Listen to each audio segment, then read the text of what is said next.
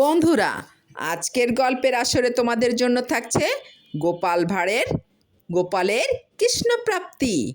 মহারাজ কৃষ্ণচন্দ্রের কাছ থেকে গোপাল মাঝে মাঝে নানান অভাব অনটনের কথা বলে বা মহারাজকে সন্তুষ্ট করে প্রচুর টাকা বকশিশ পেত। মহারাজকে অনেক বিপদ আপদ থেকে বুদ্ধির জোরে বাঁচাতো গোপাল। মহারাজ সেজন্য 2 হাত ভরে পুরস্কার দিতেন। কিন্তু নতুন বড় বাড়ি করার সময় গোপালের আর্থিক টান পড়ল।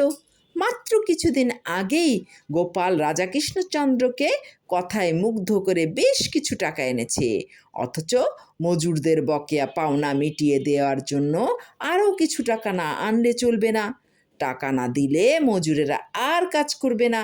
কিন্তু মহারাজ কৃষ্ণচন্দ্রের কাছে অভাব অনটনের কথা বলে আবার হাত পাততে গোপালের খুব লজ্জা ছিল। আর হাত পাতলেই যে তিনি আবার টাকা দেবেন তেমন নিশ্চয়তাই বা কোথায়? যদি না দেন লজ্জায় মাথা কাটা যাবে, মহারাজ হাসবেন, এছাড়া কিছু মনে করতেও পারেন। তাই গোপাল মহারাজ কৃষ্ণচন্দ্রের কাছ থেকে টাকা আনবার এক অভিনয় উপায় বের করলো। এবার ছেলেকে ভালোভাবে বুঝিয়ে সুঝিয়ে রাজবাড়িতে পাঠিয়ে দিল।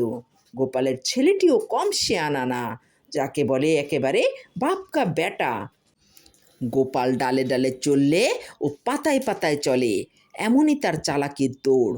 বাপের পরামর্শ মতো গোপালের ছেলে রাজা কৃষ্ণচন্দ্রের কাছে গিয়ে কাঁদো কাঁদো হয়ে বললে, মহারাজ, গতকাল রাত্রে আমার বাবার কৃষ্ণপ্রাপ্তি ঘটেছে।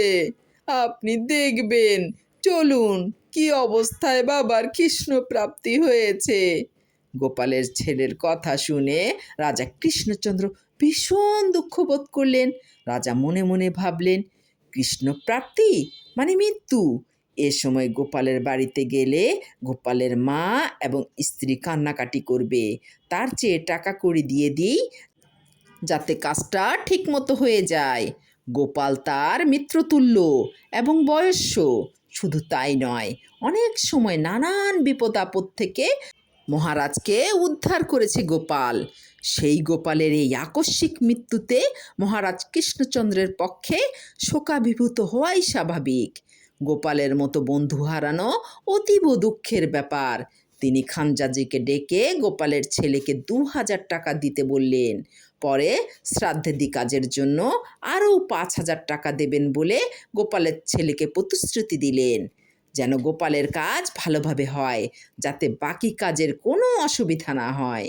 আর যদি কোনো অসুবিধায় পড়ে এখানে এসে যেন খবর দেয়, তার ব্যবস্থা করে দেওয়া হবে। গোপালের ছেলে রাজার দেওয়া 2,000 টাকা ট্যাকে গুজে দিব্যি নাচতে নাচতে বাড়ি ফিরে গেল এবং বাবাকে সব কথা খুলে বলল।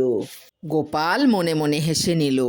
যাক, এখনকার মতো কাজটা মিটে গেল বটে, তবে পরে কি হবে সেটাই ভাবো না। কিন্তু কিছুক্ষণ পরেই মহারাজ কৃষ্ণচন্দ্র গোপালের এক প্রতিবেশীর মুখ থেকে জানতে পারলেন যে গোপাল মোটেই মারা যায়নি, দিব্যি বহাল তবিয়তে বাড়ির তৈরির তদারকি কাজ করছেন। সে এক্ষুনি এইমাত্র তাই দেখে এসেছে বলল। এ কথা শুনে মহারাজ কৃষ্ণচন্দ্র ভীষণ চটে গেলেন। রাগের বশে তক্ষুনি কয়েকজন পেয়াদা পাঠালেন গোপালকে বেঁধে আনার জন্য।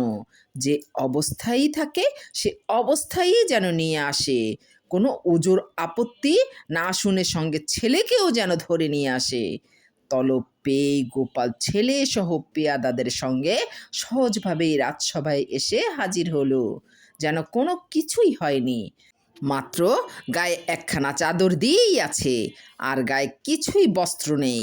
মহারাজ কৃষ্ণচন্দ্র গোপালকে বললেন, তুমি আর তোমার ছেলে দুজনেই ঠক ও জোচ্চোর। এত স্পর্ধা তোমাদের যে আমার সঙ্গেও প্রতারণা করতে সাহস পাও। তোমাকে আজই শুলে চড়ানো হবে। রাজসভায় ভাঁড় বলে কোনো খাতির করা হবে না। তোমাকে বহুবার ক্ষমা করেছি, এবার কোনো মতে ক্ষমা করা চলবে না। মহারাজ কৃষ্ণচন্দ্রের কথা শুনে রাজসভার অন্য সকলেই ভাবল, গোপালের আর নিস্তার নেই, গোপালকে শুলে চড়তেই হবে মহারাজকে মিথ্যে বলে টাকা নেওয়ার জন্য। মহারাজের কাছে চাইলেই টাকা পেত, তবে কেন মিথ্যে বলে টাকা নিল? মহারাজ কৃষ্ণচন্দ্র ভীষণ চটে গেছেন। এ যাত্রায় আর গোপালের নিস্তার পাওয়ার কোনো উপায় নেই। সকলেই দুঃখ করতে লাগলো গোপালের এই অবস্থা দেখে। রাজসভায় সকলেই যখন গোপালের ভবিষ্যতের কথা ভেবে শঙ্কিত, গোপাল তখন পূর্বের মতোই নির্বিকার, যেন কিছুই হয়নি এমন নির্বিকার চিত্তে দাঁড়িয়ে আছে, মুখে কিছু বলছে না। গোপালের নির্বিকার ভাব দেখে রাজা কৃষ্ণচন্দ্র প্রচণ্ড রেগে গিয়ে বললেন, তোমাকে শুলে চড়াবার আদেশ দিচ্ছি এখনই। তোমার পরামর্শেই তোমার ছেলে আমাকে এইভাবে ঠকিয়ে টাকা নিয়ে গেছে। আমার সঙ্গে চালাকি? দাঁড়াও, মজা দেখাচ্ছি। তখন গোপাল চাদরের নিচ থেকে একটি পাথরের কৃষ্ণমূর্তি বের করে রাজাকে বললে, হুজুর, আমার ছেলে আপনার সঙ্গে মোটেই প্রতারণা করেনি। সে কোনো মিথ্যা কথাও বলেনি। সত্যি সত্যি কাল রাতে পাথরের এই কৃষ্ণ মূর্তিটি পেয়েছি। কৃষ্ণ প্রাপ্তির জন্য যদি শুলে চড়াতে চান চড়ান। আমি যেখানে বাড়ি তুলছি সেই মাটির নিচেই এই নটবর শ্যামল কৃষ্ণ মূর্তিকে পাওয়া গেছে। দেখুন কি সুন্দর মূর্তি।